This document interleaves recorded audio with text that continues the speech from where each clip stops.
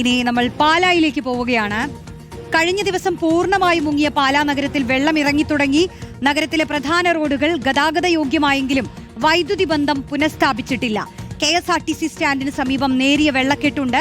Kottaramattam bus സ്റ്റാൻഡും വെള്ളത്തിലാണ്. റാംഷ CP ചേരുന്നു. റാംഷ, ആകാശ ദൃശ്യങ്ങളിൽ തന്നെ വ്യക്തമാണ്. ഇന്നലെ തന്നെ നമ്മൾ കണ്ടറിഞ്ഞതാണ്. മാത്രമല്ല ഈ പാലായിലുള്ളവർക്ക് എത്രത്തോളം അനുഭവിച്ചു. ഒരു പ്രളയ സമാനമായ സാഹചര്യം നഗരത്തെ ആകെ മുക്കിക്കൊണ്ടുള്ള അവസ്ഥയായിരുന്നു ഉണ്ടായിരുന്നത്. രാത്രിയിൽ എങ്ങനെയായിരുന്നു മഴ? ഇനിയിപ്പോൾ എന്തായിരിക്കും സംഭവിക്കുക? റോഷ്നി, പാലായിൽ വെള്ളം അല്പം ഇറങ്ങിത്തുടങ്ങിയിട്ടുണ്ട് എന്നതാണ്. പ്രധാനപ്പെട്ട നഗരങ്ങളുടെ പ്രധാനപ്പെട്ട ഭാഗങ്ങളിലെല്ലാം വെള്ളം ഇറങ്ങിത്തുടങ്ങിയിട്ടുണ്ട്. ഇപ്പോൾ KSRTC സ്റ്റാൻഡിന് സമീപവും അതോടൊപ്പം തന്നെ കൊട്ടാരമറ്റം ബസ് സ്റ്റാൻഡിന് സമീപത്തുമാണ് ഇപ്പോൾ രൂക്ഷമായ വെള്ളക്കെട്ടുള്ളത്. നമ്മളിപ്പോൾ ഈ കാണുന്ന ദൃശ്യങ്ങൾ ഇത് കൊട്ടാരമറ്റം ബസ് സ്റ്റാൻഡിലേക്ക് പോകുന്ന റോഡാണ്. ഇവിടെ അല്പം വെള്ളക്കെട്ട് രൂപപ്പെട്ടിട്ടുണ്ട്. അത് അങ്ങനെ തന്നെ തുടരുകയാണ്. അതിനപ്പുറത്തേക്ക് കടന്നു കഴിഞ്ഞാൽ അല്പദൂരം ഈ വെള്ളം ഒഴിഞ്ഞു പോയിട്ടുണ്ട്. പക്ഷേ വീണ്ടും കൊട്ടാരമറ്റം ബസ് സ്റ്റാൻഡ് എത്തുമ്പോഴേക്കും പൂർണ്ണമായും വെള്ളത്തിനടിയിൽ തന്നെ തുടരുകയാണ്. ഇന്നലെ നമ്മൾ ആദ്യം അവിടെയാണ് ഇവിടെ എത്തിക്കഴിഞ്ഞ് ആദ്യം വാർത്ത നൽകുന്നത് അവിടെ നിന്നായിരുന്നു, കൊട്ടാരമറ്റം ബസ് സ്റ്റാൻഡിൽ നിന്നായിരുന്നു. അവിടെ വെള്ളം കയറി തുടങ്ങുകയായിരുന്നു. പക്ഷേ ഇന്നലെ ഒരു 11 മണിയോടുകൂടി ഉണ്ടായ സാഹചര്യം അതുപടി തന്നെ അവിടെ നിലനിൽക്കുകയാണ് എന്നതാണ്.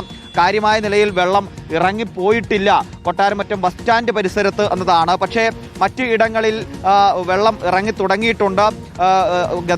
റോഡ് ഗതാഗതം ഇപ്പോൾ ഒരു പരിധിവരെ പുനഃസ്ഥാപിക്കാനും കഴിഞ്ഞിട്ടുണ്ട്. ആളുകൾക്ക് വലിയ ബുദ്ധിമുട്ടില്ലാതെ പോകാൻ പറ്റുന്ന സാഹചര്യങ്ങൾ ഈ പട്ടണത്തെ സംബന്ധിച്ച്, പാലാ പട്ടണത്തെ സംബന്ധിച്ച് ഉണ്ട് എന്നതുകൂടിയാണ്. ഏതായാലും കടകളെല്ലാം പൂർണ്ണമായും വെള്ളത്തിനടിയിലായ ദൃശ്യങ്ങൾ ഇന്നലെ നമ്മൾ കണ്ടതാണ്. ആകാശ ദൃശ്യങ്ങളിൽ അതിൻ്റെ ഒരു ഭീകരത നമുക്ക് മനസ്സിലായതാണ്. കടകളിലെല്ലാം പൂർണ്ണമായും വെള്ളം കയറുന്ന നിലയിലേക്ക് കാര്യങ്ങൾ പോയിരുന്നു. ഇന്നിപ്പോൾ അതിനൊക്കെ അല്പം ആശ്വാസമുണ്ട്. കടകളിൽ നിന്നെല്ലാം വെള്ളം ഇറങ്ങിയിട്ടുണ്ട്. ഇപ്പോൾ റോഡിൽ മാത്രമാണ് ഇത്തരത്തിൽ വെള്ളക്കെട്ട് രൂപപ്പെട്ടിരിക്കുന്നത്. ഇതിൻ്റെ ഒരു നാശനഷ്ടം കണക്കാക്കണമെങ്കിൽ ഇന്ന് കടകൾ തുറന്നതിന് ശേഷം മാത്രമേ നമുക്കത് കഴിയൂ എന്നതുകൂടിയാണ്. കാരണം ഇന്നലെ ഷട്ടർ തുറക്കാൻ പോലും പറ്റാതെ പോയ ഒരുപാട് കടകളുണ്ട്.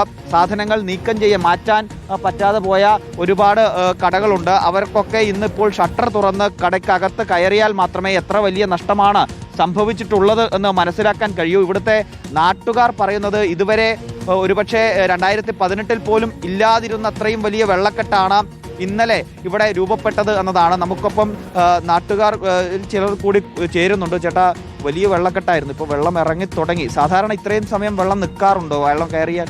സാധാരണ 24 മണിക്കൂറിനുള്ളിൽ അല്ലെങ്കിൽ അതിന് മുമ്പ് വെള്ളം ഇറങ്ങി പോകുന്നതാണ്. ഇപ്പം വെള്ളം ഇങ്ങനെ പ്രവഹിച്ച് നിൽക്കുകയാണ്. അപ്പോൾ അതുകൊണ്ട് വെള്ളം നമ്മൾ ഉദ്ദേശിക്കുന്ന രീതിയിലല്ല വന്നത്. ആരും പ്രതീക്ഷിച്ചില്ല. അതാണ് മെയിൻ വിഷയം. ഇപ്പോൾ ഈരാറ്റുപേട്ടയിലൊക്കെ എൻ്റെയൊക്കെ കാലഘട്ടം തൊട്ട് ഇവിടെ വെള്ളം കയറിയെന്ന് ഞങ്ങൾ കണ്ടിട്ടില്ല. പക്ഷെ ഇപ്പം ഭയങ്കര വെള്ളം ഇങ്ങോട്ട് ഇറങ്ങി വന്നപ്പം നമുക്ക് പ്രതീക്ഷിക്കാത്ത പോലെ വെള്ളം വന്നു. അപ്പോൾ കുറേ ആൾക്കാർ, ഞാനിപ്പം മുനിസിപ്പൽ കൗൺസിലറാണ് ചെത്തിമരത്തെ, പക്ഷെ അവിടെ ഇപ്പോഴും കുറേ ആൾക്കാർ കുടുങ്ങി കിടപ്പുണ്ട്. അവരെല്ലാം കുറേ പേരെ ഒഴിവാക്കി വിട്ടു. പിന്നെ കുറേ പേര് 2ാം നിലയിലൊക്കെ ഉണ്ട്. അപ്പോൾ അവർക്ക് ഫുഡുകളൊക്കെ എത്തിക്കാനുള്ള സാഹചര്യങ്ങളൊക്കെ ഇവിടെ നോക്കിക്കൊണ്ടിരിക്കുന്നു. ഇവിടുത്തെ ക്യാമ്പുകളിലൊക്കെ ആളുകൾ എത്ര പേരുണ്ട്? പല ആളുകളും ഈ 2ാം നിലയിലേക്ക് മാറി താമസിച്ചു എന്നല്ലാതെ ക്യാമ്പുകളിലേക്കൊന്നും മാറാൻ തയ്യാറായിട്ടില്ല. അല്ല, കുറേ പേര് തന്നെ ഇന്നലെ വൈകുന്നേരം തന്നെ ഫയർ റെസ്ക്യൂ വൈക്കത്തുനിന്നും ടീം എമർജൻസിയും പിന്നെ പോയിട്ട് അവിടുത്തെ നാട്ടുകാരും എല്ലാം കൂടി കുറേ പേരെ ഒഴിവാക്കി. പിന്നെ കുറച്ച് പേര് അവരുടെ ഫാമിലി ബന്ധുക്കാരുടെയൊക്കെ എടുത്ത് പോയിട്ടുണ്ട്. പിന്നെ കുറച്ച് പേര്, ഒരു 10-15 പേര് ഇപ്പം ക്യാമ്പിലുണ്ട്. പക്ഷേ കൂടുതലും ആൾക്കാർ അവിടെ തങ്ങിയിട്ടുണ്ട്. അവർക്കെല്ലാം 2ാം നിലയും 3ാം നിലയൊക്കെ ആയതുകൊണ്ട് വെള്ളം കയറാത്ത രീതിയിലായതുകൊണ്ട് അവർ സുരക്ഷിതമായിട്ടിരിക്കുകയാണ്. എല്ലാം നമ്മൾ ശ്രദ്ധിച്ചുകൊണ്ടിരിക്കുന്നുണ്ട്. വെള്ളം ഏതായാലും ഇറങ്ങി തുടങ്ങിയിട്ടുണ്ട്. ഗതാഗതം നഗരത്തിൽ ഒരു പരിധിവരെ പുനഃസ്ഥാപിച്ചു അല്ലേ? നഗരത്തിൽ ഞാൻ പറഞ്ഞല്ലോ, നഗരത്തിലിപ്പോഴാണ് ഏറ്റവും വ്യാപാരികൾക്ക് ഒത്തിരി പ്രശ്നം ഉണ്ടായിട്ടുണ്ട്. ഇപ്പം ഇവിടെ പാലായിലൊരു വിഷയം എന്താണെന്ന് ചോദിച്ചാൽ, പാലായിൽ ഈ വെള്ളം പൊങ്ങുമ്പോൾ കുറേ പേര് കാറയിലും ജീപ്പിലൊക്കെ കിടക്കും. പക്ഷെ അവരോട് കിടക്കുന്നില്ല, വിനോദമൊക്കെ നടത്തുന്നതല്ലാണ്. അവരോട് ഒരൊറ്റ അപേക്ഷ എനിക്ക് പറയാനുള്ളൂ. കടക്കാരുടെ അവസ്ഥയും കൂടെ ഒന്ന് മനസ്സിലാക്കി നിങ്ങൾ വണ്ടികളൊക്കെ പോരുമ്പോൾ ഒന്ന് ശ്രദ്ധിക്കണമെന്ന് മാത്രമേ പറഞ്ഞുള്ളൂ.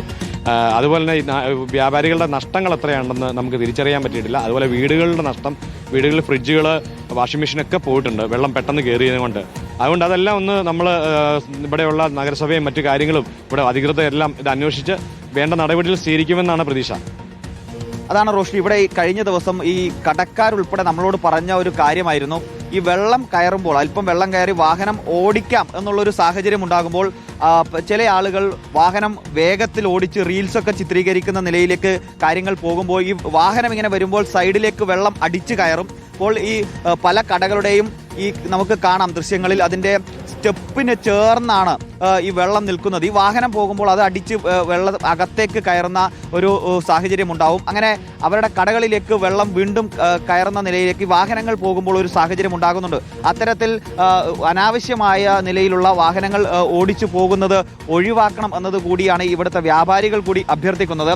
അതൊരു പ്രശ്നമായി തന്നെ അവർ ഇന്നലെ ഉൾപ്പെടെ നമുക്ക് മുന്നിൽ അവതരിപ്പിക്കുകയും ചെയ്തൊരു വിഷയമായിരുന്നു. നമ്മളിവിടെ ഇന്നലെ വന്നപ്പോൾ ചില സ്ഥലങ്ങളിലെല്ലാം അത്തരത്തിലുള്ള കാഴ്ചകളും കണ്ടതാണ്. ആളുകൾ ഒരു ഉത്സവാന്തരീക്ഷത്തിലേക്ക് കാര്യങ്ങൾ കൊണ്ടുപോകുന്നു.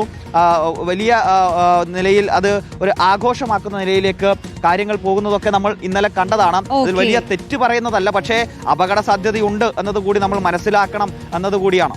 റോഷ്നി. ശരി, റാംഷ CP ആണ് പാലയിൽ നിന്നും വിവരങ്ങൾ നൽകിയത്.